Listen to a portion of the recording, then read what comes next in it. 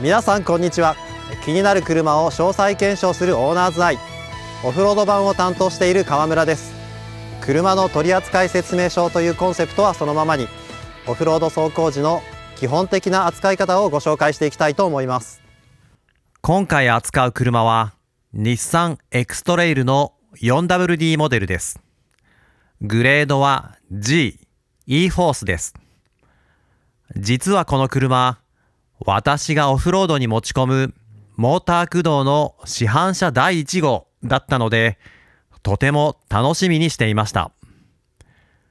電動モーターは回り始めた瞬間から最大トルクを発揮します。これがオフローディングの世界でどれくらいありがたいことかわかりますか？そして駆動力を生み出すモーターが前後に一つずつあって、それを独立して制御できるメリットがどんなものかわかりますか？答えは実際に走らせながら検証していきますが、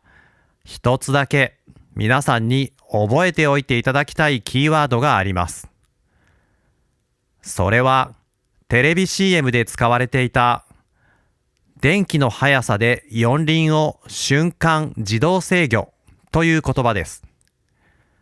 コマーシャルの中でキムタクは、路面にシンクロする走りの前に悪路なんて関係ないと語っていますが、とりわけこの2つのキーワードは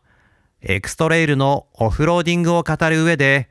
とても大切なポイントになってきます。ではこの車の構造を簡単にご説明しましょう。まず動力です。新型エクストレイルの 4WD モデルは前後に一つずつ電気モーターを積んでいます。そのモーターに供給する電気を生み出しているのがガソリンエンジン。発電機としての役割だけが与えられています。もちろん燃料はガソリン。スタンドに行って給油するという行為は今までのエンジン車と変わりません。エンジンによる発電や減速時の回生エネルギーで得られた電気は EV 車ほどの大容量ではありませんが、リチウムイオンバッテリーに蓄えることができます。そしてバッテリーからの電力だけで走ることも可能です。このようにエンジンをもっぱら発電機として使い、電気の力でモーターを回して走る技術を一般にシリーズ式のハイブリッドと言います。バッテリーの電気だけで走る EV やモーターとエンジンの両方を直接駆動力として使う他のハイブリッドとの違いはお分かりいただけましたか？ここからはこの方式を日産が使う e-Power という短い言葉に置き換えてお伝えします。もう一つ e-Force という言葉があります。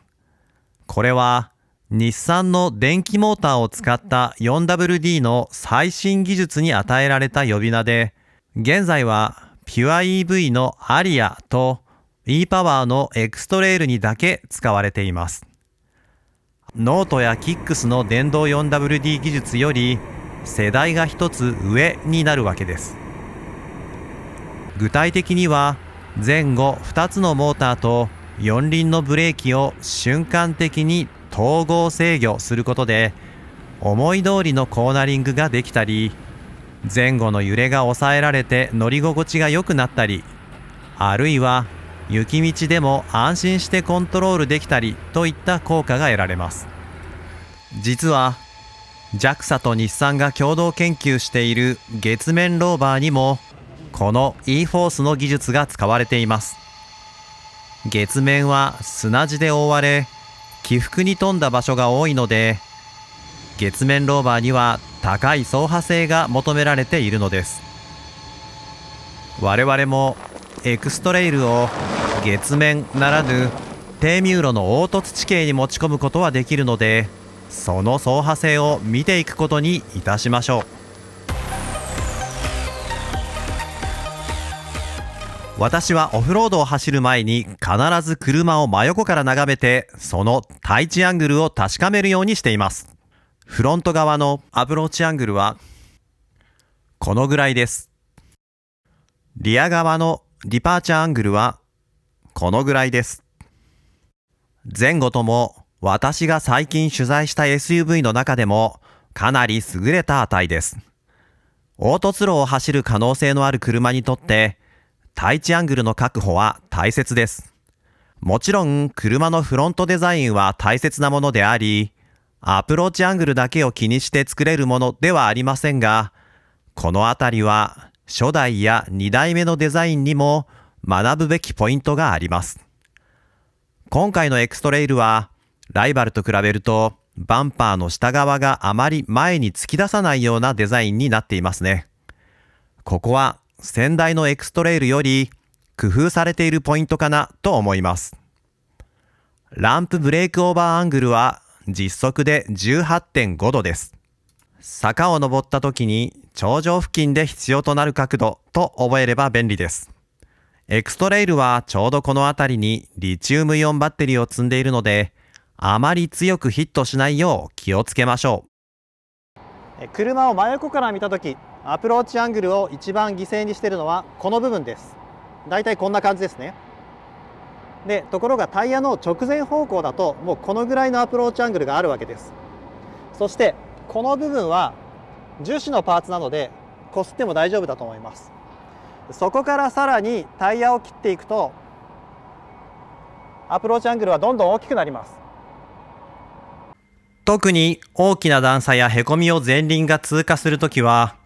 このようにタイヤを切って斜めからアプローチすることでアプローチアングルを増やすこともできますので、覚えておくといいでしょう。続いて最低地上高を見てみましょ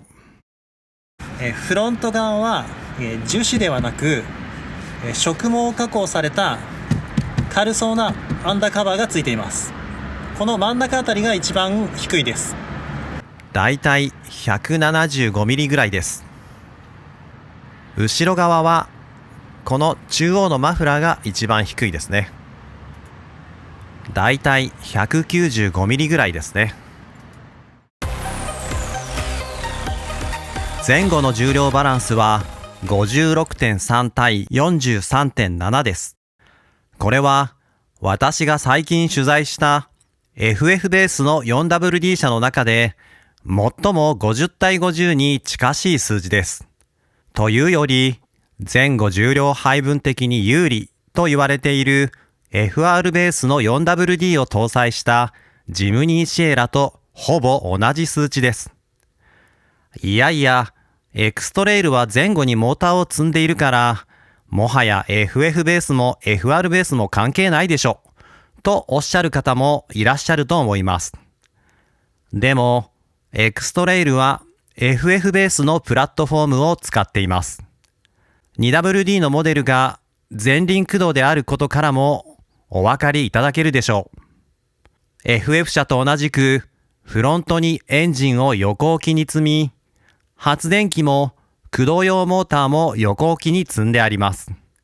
エンジンは車格にしては小さな 1.5 リッターという排気量です。そしてリアモーターも横置きに積んでいます。その他の重量物はリチウムイオンバッテリーと燃料タンク、それがこのように配置されているため、前後の重量配分が良くなったのでしょう。重心位置も先代モデルより低くなっていると聞いています。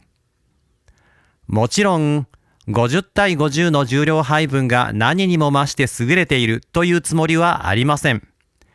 私がオフロードで大切にしているのはマスの集中であり、重量物がなるべく前後のホイールベースの間に収まっていることです。この点でエクストレイルのパッケージが本格四駆並みというわけではありません。ただオフロードで散見するボディヒットの多くはフロントバンパーに集中しており、とりわけ前軸重量が偏って重い車はヒルダウンやブレーキング、荒れた路面などでノーズダイブしやすく、その際にバンパー仮面をヒットする傾向が強いのです。エクストレイルはこの点で他の SUV より凹凸路面でボディヒットしづらい車ということができるでしょう。どんなユーザーも自分の車が傷つけば車以上に傷つくものです。これはラフロードを走る SUV にとってとても大切なことだと私は考えています。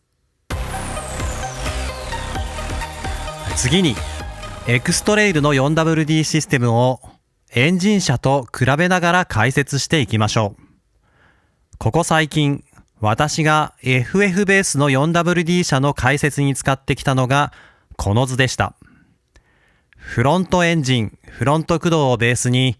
プロペラシャフトによって駆動力を後輪に伝えています。リアデフ手前には電子式多板クラッチのカップリングがあり、これによって後輪の駆動力をコントロールしていました。これにより前後の駆動力配分を前100対後ろ0から前50対後ろ50までコントロールできていたわけです。エクストレイルの場合、まずこのプロペラシャフトがなくなります。駆動力配分をコントロールするカップリングもありません。エンジンも駆動には直接関係ありません。モーターは回り始めた瞬間に最大トルクを発揮しますから、発進に必要なトルクを得るのにミッションやトルコンの力を借りる必要はありません。前と後ろにモーターが一つずつ配置され、一つの減速ギアを介して前後輪を別々に動かす仕組みになっています。エンジン車と比べると駆動力を作り出す装置からタイヤまでがとても短い経路でダイレクトに伝わっていることがわかります。そして電気モーターはエンジンと違ってその回転を瞬時にコントロールできるわけですから、電気の速さで四輪を瞬間自動制御できるようになるわけです。それも前後別々です。フロントよりリアタイヤの方をトルクフルに回すという制御も実際に行われます。ただし前後のモーターの力は同じではありません。わかりやすく言うと、後ろを100とすると前が150の力ですから、最終的には前輪のトラクションの方が強くなる車だと考えておいてください。基本的にエクストレイルの E フォースの考え方は、グリップに比例した駆動配分です。したがって普段は前後の重量配分と同じ55対45のトルク配分で前後輪を回しながら、加速時などリア荷重になるような状況ではリアをよりトルクフルに回すというふうに制御しています。それでは車体を持ち上げて 4WD システムの働きを観察してみましょう。エクストレイルの 4WD には5つのドライブモードがあり、セレクターダイヤルで選べるようになっています。右からスポーツ、エコ、オート、スノー、オフロードの順です。試していきましょう。スポーツモードからいきます。ブレーキ離しました。今車速8キロぐらい。ここから踏み込んでいきます。スポーツモードはより力強いスポーティーな走行に適したモードです。もう一度見てみましょう。ブレーキを離すとオートマチックトランスミッションのようなクリープ現象が始まります。これはクリープに似せた味付けをソフトウェアでしているわけです。そして最初から後輪が回っていますね。加速の際に車の荷重はリアへ移動しますが、それに備えていつでも4駆で力強く加速できるようになっているのでしょう。アクセルを抜いた瞬間に注目してください。タイヤの回転があっという間に下がっています。もちろん 1.9 トンの車重が生み出す感性があるので、実際にはこんなに急に減速できませんが、モーターの回転はこのように制御されているのです。エンジン車では不可能な制御です。はい、次。エコモードいきます。エコモードブレーキ離した。エコモードは燃費の向上を重視するモードです。走り始めは前輪だけの 2WD です。穏やかな加速で車速がある程度乗ってようやく後輪が回り始めます。25、30、40、こんな感じです。エコモードをおしまいにします。ブレーキの回生力も高く、タイヤの回転があっという間に止まります。オートモードはレスポンスの良い力強い加速と燃費を両立させるモードです。ですので走り始めは 2WD ですが、加速し始めると早い段階で後輪も回すようになります。アクセルを抜いた際の回生はエコモードほど強くないですね。ここで実験です。前輪駆動の状態で一輪が空転したらどうなるのか。左前輪を足で止め、右前輪だけが空転したのと同じ状況を作ってみましょう。やはり後輪が回り始めますね。その反応もこれまで取材した車より速いです。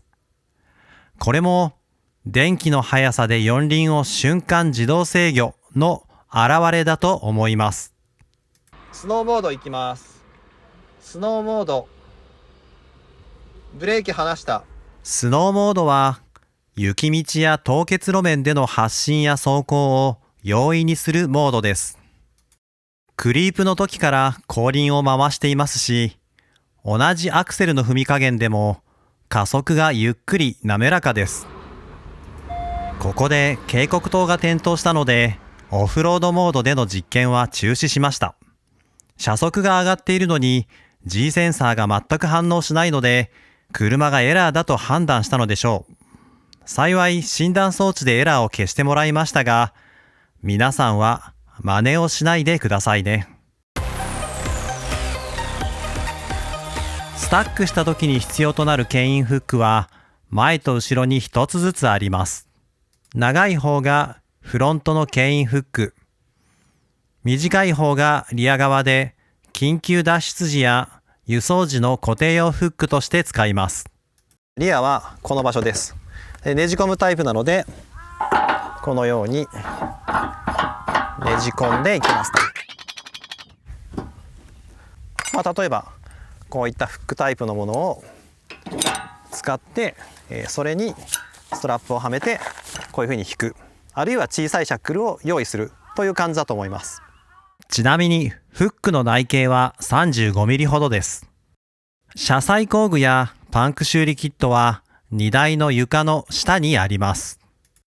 車載工具にもう一つ入っていたこのロート、これはこんな感じで使います。ジェリカンから入れたいとかいう時に、ガイドになるものですね。車載工具のジャッキアップポイント、前側はここです。後ろ側はここ。モノコックボディの一部にボディを持ち上げられるだけの強度が与えられた部分があるので、そこに純正ジャッキを差し込みます。ジャッキやハンドルレバー、ホイールナットレンチはオプションです。チェーン装着の際にも役に立つので、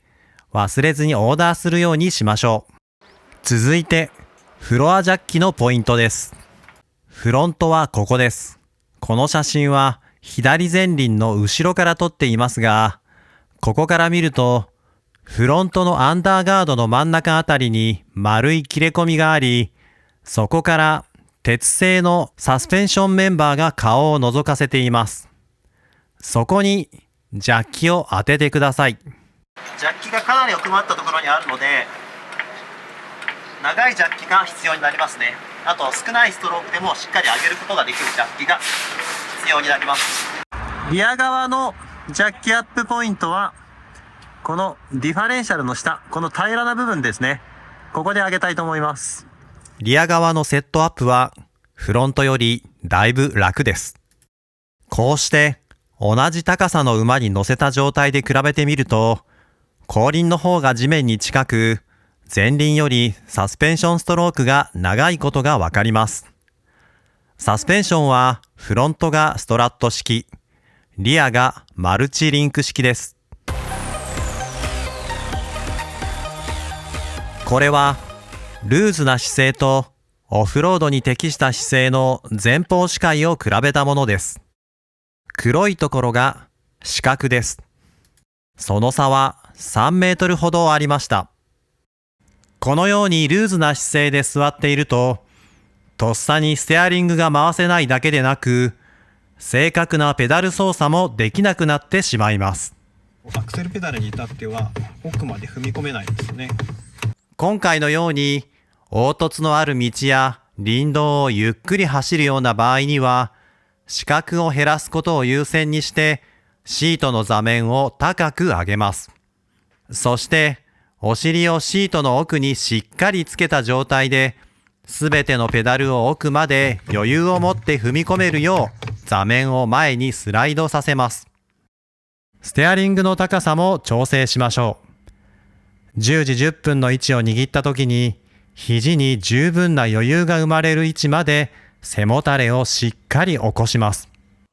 オフロードではステアリングの操作が増えるので、いつでも素早く回せるよう肘に余裕を持たせておく方が運転しやすいのです。シートベルトの高さ調節も忘れずに。ルーズな姿勢と比べてみると、見えている地面の量が違うことがわかります。ボンネットの見え方も違いますね。そして窓に向かって少し身を乗り出すようにして斜め前方を確認できるようになるので、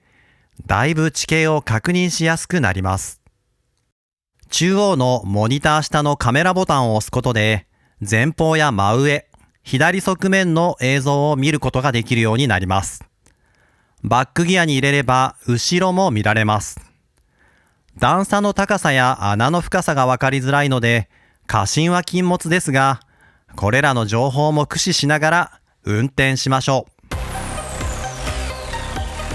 次に空気圧です。今回のエクストレイルには18インチと19インチ、仕様によっては20インチのタイヤも用意されていますが、この車は 235-55R19 というサイズ。見ての通り、ゴム部のハイトがやや薄いタイヤを履いています。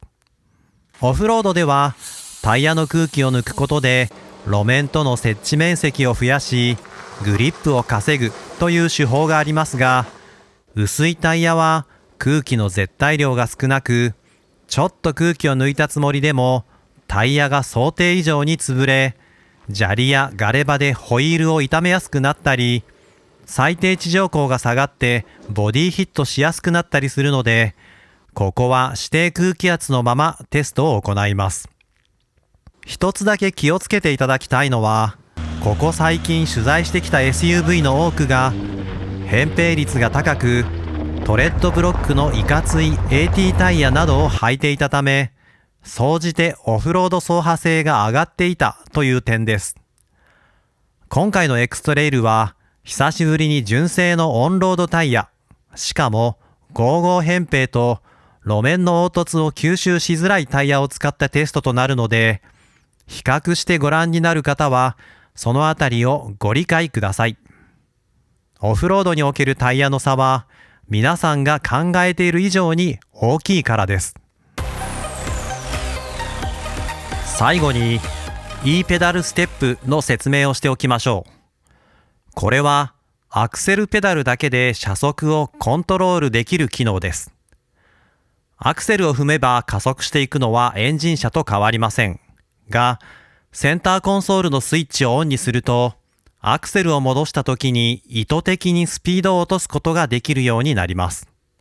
これはモーターを外から回そうとする力を電気に変える回生という仕組みを使ったもので、体感としては強いエンジンブレーキのようなものと言われており、最大の特徴は減速時の運動エネルギーを再利用可能にしている点です。これがオフロードの下り坂でも使えます。ただ、エクストレイルの回生ブレーキは街乗りであまり違和感を感じない程度の味付けとのことなので、私がテストするようなフィールドでどのような効きになるのか、そこを試しておきたいと思います。今ドライブレンジでオフロードモードに入ってます。でこうやってじわーってアクセルを踏んでゆっくり登るの本当に得意ですね。この車全然滑らないですね。これはドライブレンジの E ペダルの下るスピードです。いきますよ。ここからブレーキペダル離します。それなりにスピード出ますよね。はい。では次に B レンジに入れてみましょう。シフトを B にします。はい、B に入った。E ペダルなしでやってみます。ここからブレーキ離しますよ。ほとんど変わらないですね。なので、その E ペダルをアクセルオフした状態と、それから B レンジの、ブレーキ、どちらも回生ブレーキを使ってるんですけど、その効きっていうのは、この坂に対してこのぐらいっていうのは同じですね。というわけで、おそらく効き変わらないと思うんですが、B レンジのまま、今度は E ペダルにしてみます。これで効き変わるでしょうか。はい。この状態からブレーキペダル離します。変わらないですよね。なので、E ペダル、このぐらいの坂でも、それなりに速度は出ます。ジムニーみたいな車のエンジンブレーキだと効くっていう感じじゃないですね。はい。次はじゃあ、この状態で、ヒルディセントコントロールを使ってみましょう。ヒルディセントコントロールは、ドライブレンジで E ペダルがオフの状態で使います。それから、オフロードモードとスノーモードの状態で使います。E ペダルがオンの状態の時にヒルディセント、切れちゃいますね。ボタンを押しても変わらないです。E ペダルをオフにしてヒルディセントを入れて、この状態で下るとどういう速度感になるかやってみましょう。ちなみにこのヒルディセントはブレーキペダルによっても速度が調整できるので、ちょっと最初ブレーキをかけながら、はい。これ今時速7キロ、6キロで下ってるんですけど、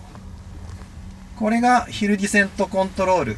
ブレーキを使った、下りの速さですね。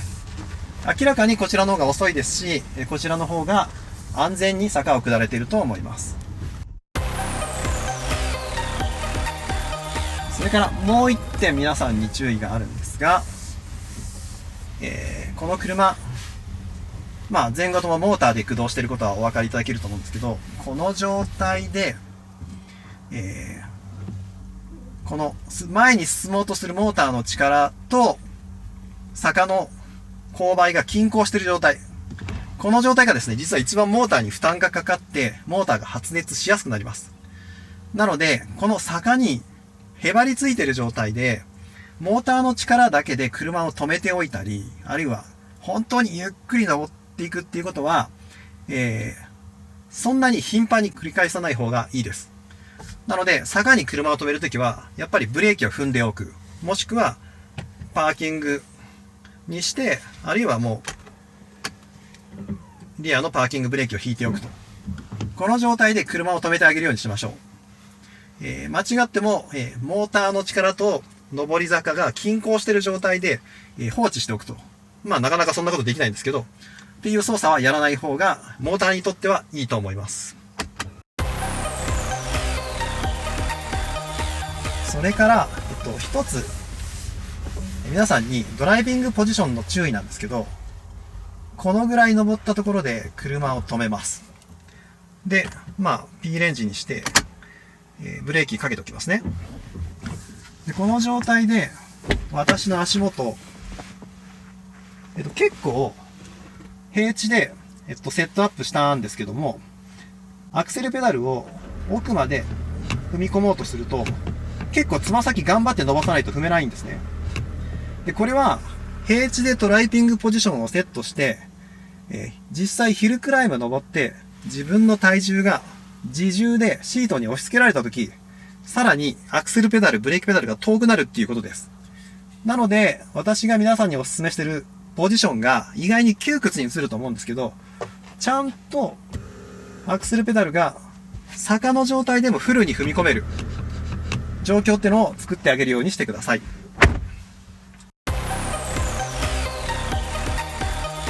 次はキャンバー走行を走りたいと思います。キャンバーは車に対して路面が斜めになっているので、車も斜めになって走る、そういう地形です。行ってみます。ドライブレンジでオフロードモードです。E ペダルはオンにしてあります。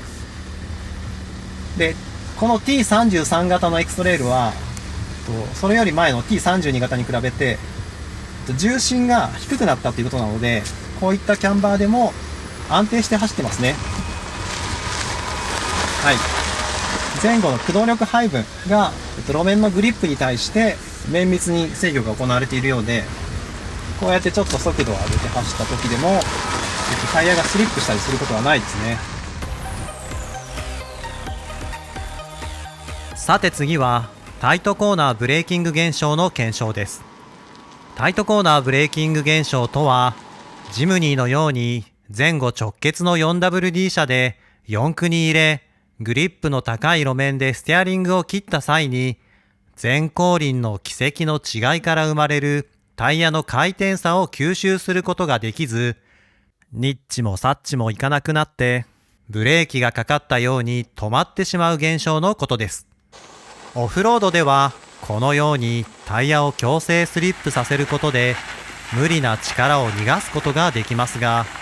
オンロードでは直結4駆で走ってはいけませんよという約束事のために語られるものです。これまで取材した FF ベースの 4WD では、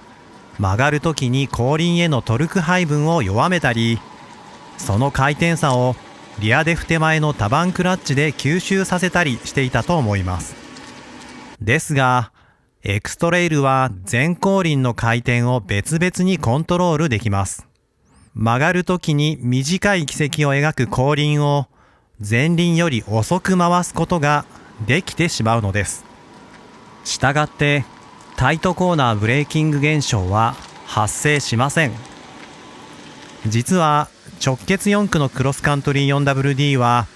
このようにステアリングを切りながら走るキャンバーでは強制スリップが誘発され、タイヤを滑らせながら走らざるを得ませんでした。でも新型エクストレイルは違いました。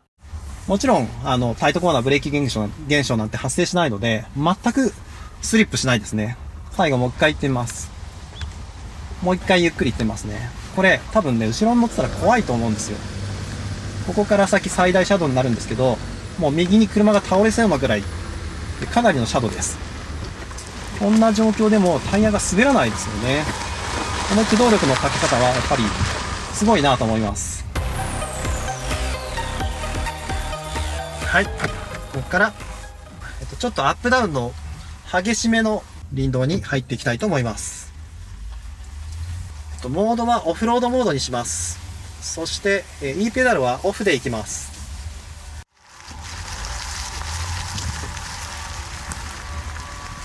今ね、この落ち葉の敷き詰められた林道を、時速10キロ以下で走ってるんですけど、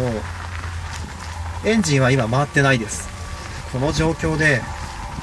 タイヤが落ち葉を踏む音がすごい聞こえてくるんですよね。これガソリン車とかディーゼル車で林道行った時には味わえなかったですね。こんなまるでこう山道を歩いている時の自分の足音を聞いてるような、聞こえますかね、この枯葉のサワサワいう音がすごいいい感じですね。で、ここから下り坂なんですけど、ヒルディセントコントロールを入れます。E ペダルはオンにしてないので、ヒルディセントコントロールすぐ点灯しました。で、ここからちょっと下り始め、ブレーキで速度を作ってあげます。そうすると、今、車速6キロ、5キロで下ってくれてるんですけど、この速度域を維持してくれるんですよ。で、ちょっと速度をつけたいなと思ったらアクセルをこうやって踏むんです。今7キロ、8キロ増速した。そうするとこのぐらいで、ちょっと速い感じで降りてくれるんですね。でこれがそのヒルディセントコントロールの速度コントロール。ブレーキとアクセルで自分で速度を作ってあげたら、そのまま下まで降りてってくれるっていう、このセットの簡単さがすごくいいですね。誰にでもすぐに使えると思います。今度はヒルディセントコントロール、最初のブレーキで速度コントロールをしないで、ただブレーキペダルを離してやってみましょう。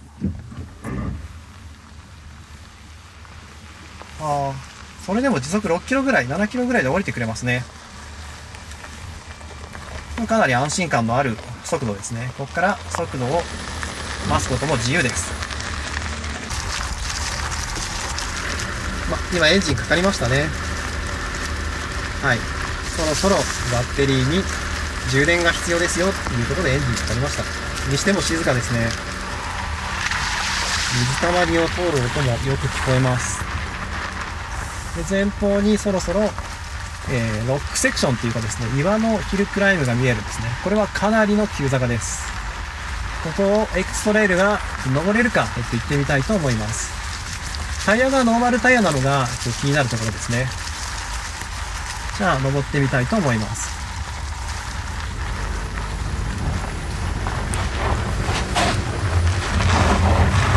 トラクションコントロールがよく効いてますね。はい、この坂を難なく登りました。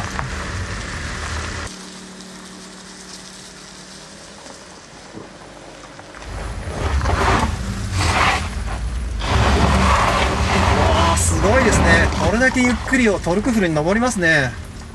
今おそらくリアのモーターにはかなりのトルクがいってたと思うんですけど、トラクションコントロール、そして前後のトルク配分で、あの坂をあれだけゆっくり登れるんですね。では、ヒルクライム、途中から、再発進できるかやってみたいと思います。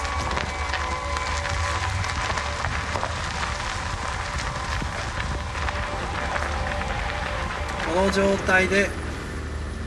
ストップします。で、この車はヒルスタートアシスト機能がついてまして、坂に張り付いた状態で、ブレーキペダルからアクセルペダルへ踏み替える際、2秒ほど車をホールドしてくれます。やってみましょう。パッ、1、2、はい、このぐらいホールドしてくれます。十分な時間がありますね。はい、もう一回やってみましょう。パッ、1、ここから踏み込んでいきましょう。もう本当に全く路面をかかないでこのハーフベッドの路面登っていきますね。これがやっぱり回り始めから最大トルクのモーターのヒルクライム再発進の感覚ですね。モーグルはこのように、小さなコブが連なっているようなそういったところです。この T33 型のエクストレイルは4つのタイヤそれぞれにモーターがあるわけではなく、前後に1つずつモーターがあって、それに対して前と後ろにやはりディファレンシャルがあるんですね。このディファレンシャルの働きによって浮いたタイヤはやはり空転します。これが前後どちらでもいっぺんに起きることで対角線スタックっていうのが起きるんですが、その時この車がどう浮いたタイヤをコントロールするのかといったところを注目していきたいと思います。オフロードモードに入ってます。 E ペダルはとりあえずオフでいきます。ゆっくり進んで、さあタイヤが浮いて空転するか。今ちょっと空転しましたね。でもあっという間に空転が収まった。今ここが右前輪と左後輪が、空転している状態です。これを対角線スタックと呼んでいます。で、この状態でドライバーがやること、それはアクセルを踏みますことです。アクセルを踏みますことによって空転しているタイヤにブレーキをかけて、そしてそのブレーキをかけた反対側のタイヤによって地面を蹴るということができるようになります。今まだ空転していると思いますが、アクセルを踏み増していきます。空転したタイヤにブレーキをかける制御が速いですね。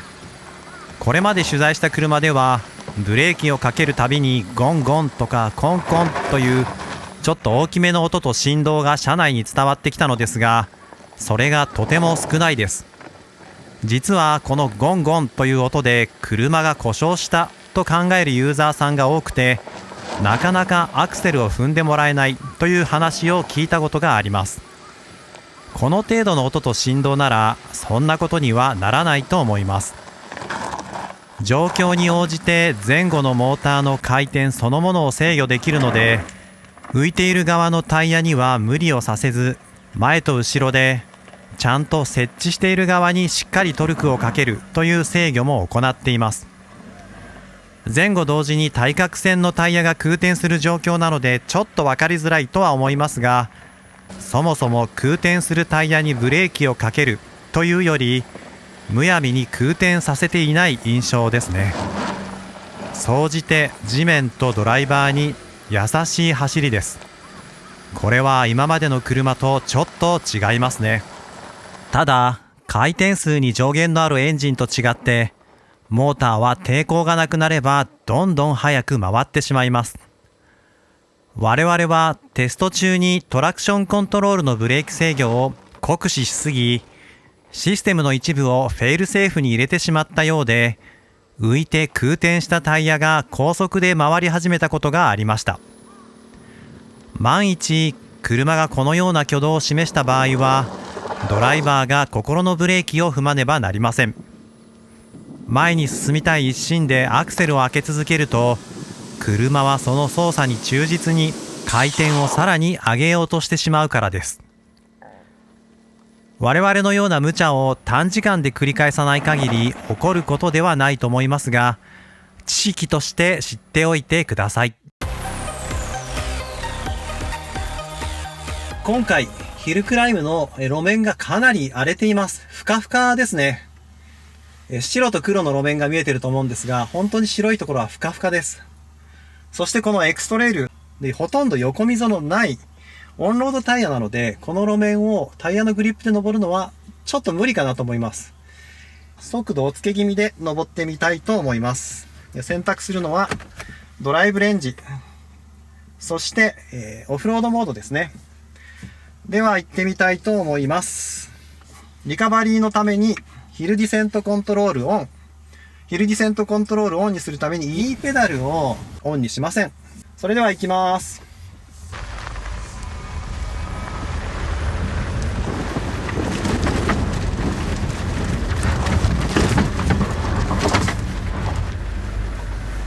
登りましたね。登りました。まあ勢いで登った感はあるんですが、ただこの坂は上り口が荒れていることが多く、アプローチアングルの小さめな SUV で勢いをつけようとするとフロントバンパーが当たってしまうことがあるので、勢いをつけられるだけでも十分にアドバンテージが得られます。でこの後、ヒルディセントコントロール、このノーマルタイヤでどれだけこの急な坂をゆっくり降りられるかやってみたいと思います。いきますよ。初速をつけないようにヒルディセントコントロール聞いてよ、ちゃんと。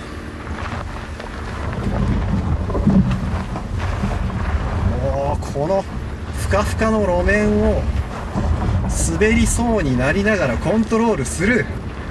この前後重量配分比がほとんど5対5というこのエクストレイルのバランスの良さもあると思います。いや、安全に降りられましたね、これは。はい、この急坂をノーマルタイヤで安全に降りられるっていうのはいいですね。いざっていう時にやっぱりヒルディセントコントロールついてるといいですね。はい、やはりもうちょっと速度落として登ってみようと思います。はい、行きます。まあそれにしてもやっぱりノーマルタイヤのハンデはあるので、それなりに勢いはつけます。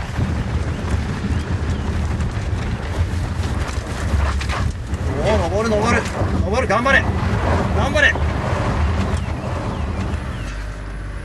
坂の上り口で車道を感知して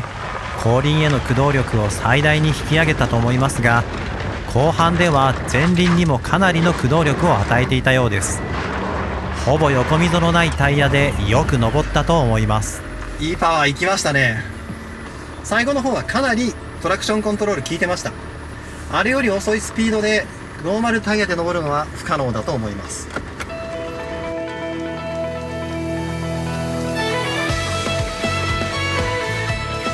この筋金をモーターの力だけで生まれて初めて登りました。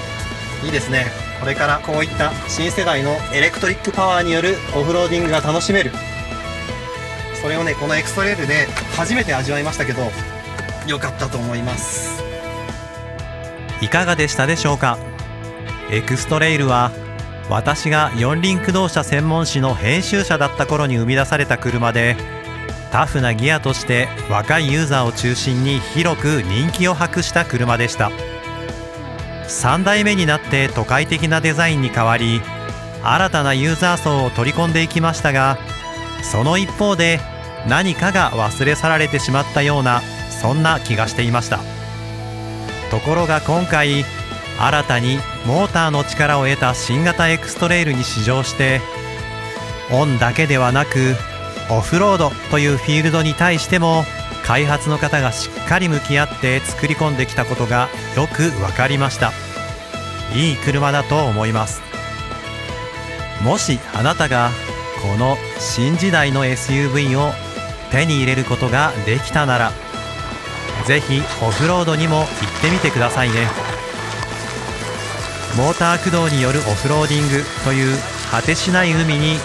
国内で一番最初にこぎ出したエクストレイルという車の魅力に取りつかれること間違いなしと思います。それではまたお会いしましょう。